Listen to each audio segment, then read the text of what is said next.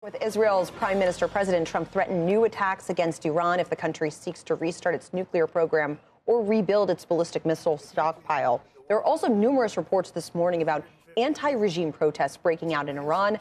That country has had a water crisis in the last few months, compounded with an economic crisis, a currency crisis. Michael Froman, Council on Foreign Relations President and a former U.S. Trade Representative, joins us now. Michael, what do you make of the developments in Iran as it pertains to increasing frustration with the regime, at least reportedly, and also what seems to be common ground between President Trump and Prime Minister Netanyahu as it pertains to Iran? Well, in Iran right now, you've got a currency that has really fallen through the floor, about 1.42 million rial to the dollar now in Iran. You've got 42% inflation a month.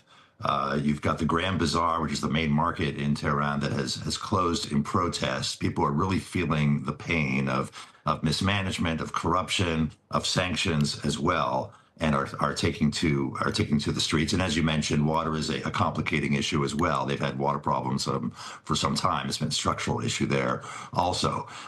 This is happening at the same time that the president of Iran last week declared that Iran was at war with the U.S., Europe, and Israel. And as you mentioned, President Trump and Prime Minister Netanyahu have closed ranks behind each other to say that if Iran begins to reconstitute its missile program or its nuclear program, they will attack again. So sending a clear message to Iran that it will not be permitted to further develop its missile and nuclear program. And people on the ground in Iran probably wondering, why are we spending so much money on that when we have such serious problems here at home? Do you feel like the regime will respond to that pressure in the streets, as well as from the West and Israel, as it pertains to their plans for ballistic missiles and nuclear? I mean, is that something that they would even kind of give a second thought to? Well, we understand there has been a debate going on in Iran among different factions of the regime about whether to reconstitute or not, or whether to further try to engage with the U.S. and negotiate some type of agreement, or renegotiate a type of agreement that we had before the JCPOA. And so we'll see whether these pressures add up to that or not. Up to now, the regime has been quite successful in putting down protests. It's got a surveillance state. It's got the mechanisms of the power within the state to put down protests as they arise. But you never know from the outside. Regimes look strong until the moment that they're fragile. Witness Syria, that collapsed virtually overnight. And you never know what's going to happen until the pressures build up.